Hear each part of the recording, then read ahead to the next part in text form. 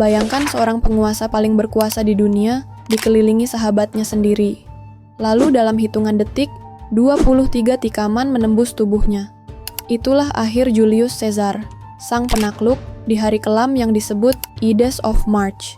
Tapi, mengapa sahabatnya sendiri menusuknya? Inilah kisah pengkhianatan terbesar Roma.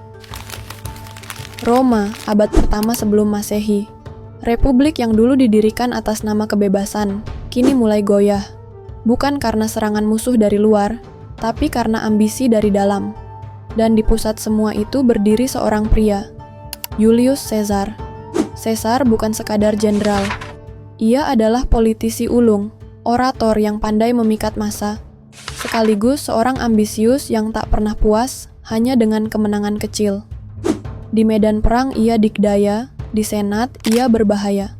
Setelah bertahun-tahun menaklukkan Galia, wilayah luas yang kini mencakup Prancis modern, Caesar kembali ke Roma. Ia tidak pulang dengan tangan kosong. Ia membawa kekayaan yang melimpah, pasukan yang setia sampai mati, dan reputasi yang membuat rakyat memujanya seperti pahlawan. Tapi, di balik sorak-sorai rakyat, ada rasa takut yang tumbuh di hati banyak senator. Mereka khawatir republik yang selama ratusan tahun berdiri di atas hukum dan kebebasan, kini bisa berubah menjadi kediktatoran di bawah satu orang. Dan orang itu adalah Caesar. Bagi rakyat biasa, Caesar adalah penyelamat. Ia memberi tanah untuk veteran perang, roti untuk rakyat miskin, dan pesta besar yang membuat nama Caesar dielu-elukan di jalan-jalan Roma. Namun bagi kaum elit, semua itu adalah alat untuk menguatkan cengkeramannya. Dan semakin besar popularitas Caesar, semakin besar pula ketakutan di Senat. Apakah ia masih seorang pemimpin republik, atau sedang mempersiapkan diri untuk menjadi seorang raja? Pertanyaan itu akan segera mengubah sejarah Roma selamanya. Hubungan Caesar dengan Pompei, yang dulu pernah jadi sekutu dalam triumvirat pertama, akhirnya retak. Pompei berbalik mendukung Senat, sementara Caesar dianggap terlalu berbahaya untuk dibiarkan berkuasa. Para senator menuntut Caesar harus melepaskan pasukannya dan kembali ke Roma sebagai warga biasa. Bagi Caesar, itu bukan sekadar perintah. Itu berarti akhir dari karier, bahkan bisa berarti kematian. Karena tanpa pasukan, ia akan mudah diadili, dihancurkan oleh lawan-lawannya. Maka, pada malam yang mencekam di awal tahun 49 sebelum Masehi, Caesar berdiri di tepi sungai Rubicon, batas antara provinsinya di Galia dan tanah Italia. Ia hanya ditemani 1 legiun, sedikit dibanding kekuatan Roma. Tapi di detik itu, ia mengambil keputusan yang akan mengubah sejarah selamanya. Dengan langkah mantap, ia menyeberangi sungai itu sambil mengucapkan kata-kata yang masih diingat hingga kini. Alea iacta est. Dadu sudah dilempar. Itu bukan sekadar kalimat. Itu adalah tantangan langsung kepada Senat, kepada Pompei, dan kepada seluruh republik. Begitu Caesar menyeberang Rubicon, jalan kembali sudah tertutup. Tidak ada ruang untuk ragu. Roma pun terpecah. Perang saudara dimulai. Saudara melawan saudara, sahabat melawan sahabat. Dan di pusat badai itu, berdiri seorang pria bernama Julius Caesar. Kemenangan demi kemenangan akhirnya membawa Caesar pada puncak kekuasaan, dan pada tahun 44 sebelum Masehi, ia diangkat menjadi diktator seumur hidup. Gelar itu membuat banyak senator ketar-ketir, dan mereka bertanya-tanya, apakah republik sudah mati? Apakah ini langkah pertama Kaisar untuk menjadi raja? Di Roma, kata raja adalah sebuah kutukan. Rakyat masih menyimpan trauma dari ratusan tahun sebelumnya, ketika tirani raja terakhir digulingkan, dan republik lahir dari penderitaan itu. Bagi orang Romawi, tidak ada yang lebih hina daripada melihat satu orang berdiri di atas hukum dan kebebasan mereka. Namun Caesar dengan wibawa dan pesonanya seolah menantang rasa takut itu. Ia mengenakan pakaian ungu kebesaran, duduk di kursi emas, dan menerima penghormatan yang nyaris menyerupai seorang raja. Rakyat kecil bersorak menyambut pesta dan hadiah yang ia bagikan. Tapi di dalam senat, mata-mata yang penuh curiga mulai saling bertukar pandang.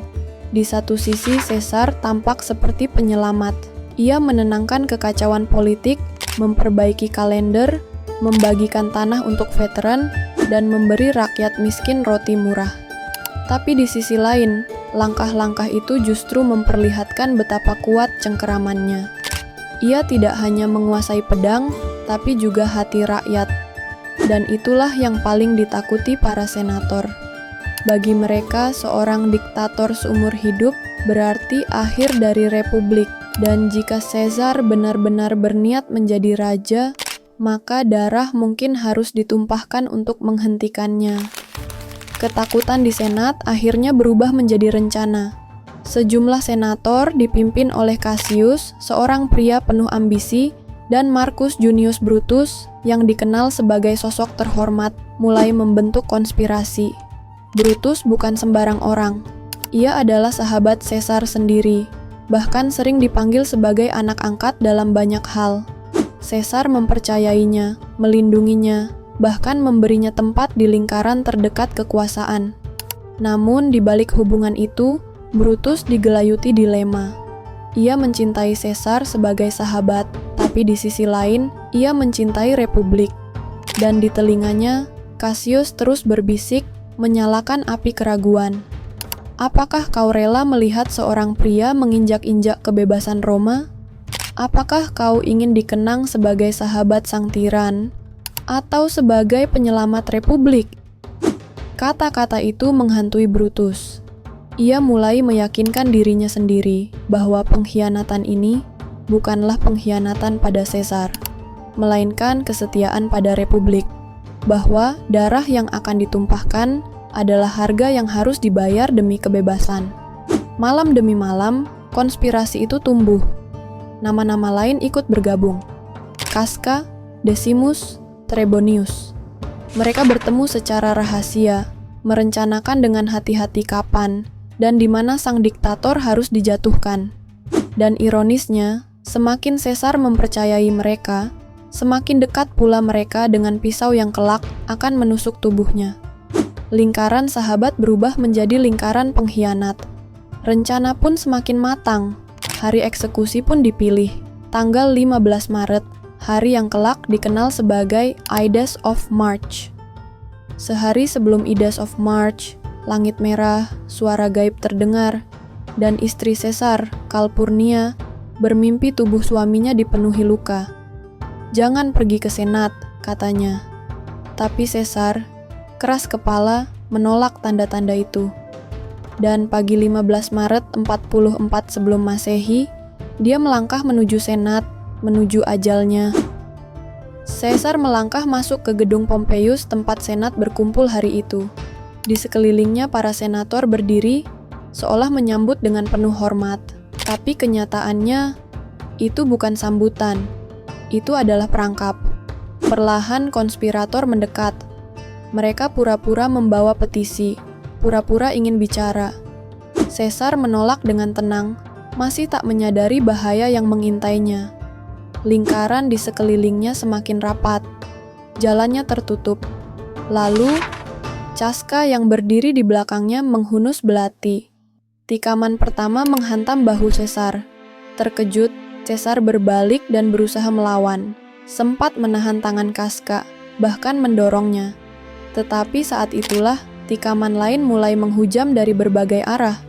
Suasana yang tadinya hening berubah jadi kekacauan. Kursi terbalik, toga putih berlumuran darah, teriakan bercampur desahan. Caesar, sang penakluk Galia, jenderal yang tak terkalahkan di medan perang, kini terjebak tanpa pasukan, tanpa senjata, hanya dikelilingi oleh belati orang-orang yang dulu ia sebut sahabat. Tikaman demi tikaman masuk ke tubuhnya, lengan, punggung, perut. Darah bercucuran di lantai marmer Senat. Tubuhnya mencoba bertahan, tapi tenaganya terkuras. Dan saat matanya menangkap sosok Brutus, waktu seakan berhenti. Brutus, yang ia percayai seperti anaknya sendiri, berdiri dengan belati terhunus. Caesar terpaku, wajahnya bukan lagi penuh amarah, melainkan kekecewaan mendalam. Dengan suara yang lemah tapi menusuk jiwa, ia berkata, "Etu, Brut, kau juga, Brutus." Kata-kata terakhir itu bukan hanya seruan putus asa. Itu adalah pengakuan bahwa luka dari sahabat lebih dalam daripada 1000 pedang musuh. Dan setelah itu, Caesar tak lagi melawan. Ia hanya menutup toganya, menerima takdirnya, dan perlahan roboh di bawah patung Pompeius, musuh lamanya. Ironi yang pahit, sang penguasa dunia ditumbangkan bukan oleh perang, melainkan oleh pengkhianatan di ruang senat. Ruangan senat mendadak senyap. Tidak ada sorakan kemenangan, tidak ada tepuk tangan. Para konspirator berdiri terpaku, belati masih berlumuran darah, seolah mereka sendiri kaget dengan apa yang baru saja mereka lakukan. Di luar gedung, rakyat tidak tahu apa yang sedang terjadi. Mereka hanya melihat asap, mendengar desas-desus, dan menunggu kabar. Namun di dalam ruangan itu, sejarah baru saja berubah. Para konspirator mengira mereka menyelamatkan Republik, tapi rakyat Roma tidak merayakan. Justru marah, bingung, kehilangan pemimpin. Mayat Caesar dipamerkan, dan pidato Mark Antony membakar amarah rakyat. Konspirator segera menjadi buronan, bukannya Republik yang selamat, justru perang saudara kembali meletus. Brutus dan Cassius akhirnya bunuh diri di medan perang. Dan ironisnya, pembunuhan Caesar membuka jalan bagi lahirnya Kekaisaran Roma. Dengan Octavianus, keponakan Caesar, menjadi kaisar pertama, Augustus. Ides of March menjadi simbol pengkhianatan terbesar dalam sejarah. Dari tragedi itu kita belajar, tikaman paling tajam bukan datang dari musuh, tapi dari sahabat sendiri. Dan kematian Julius Caesar bukannya menyelamatkan Republik, justru menguburnya selamanya.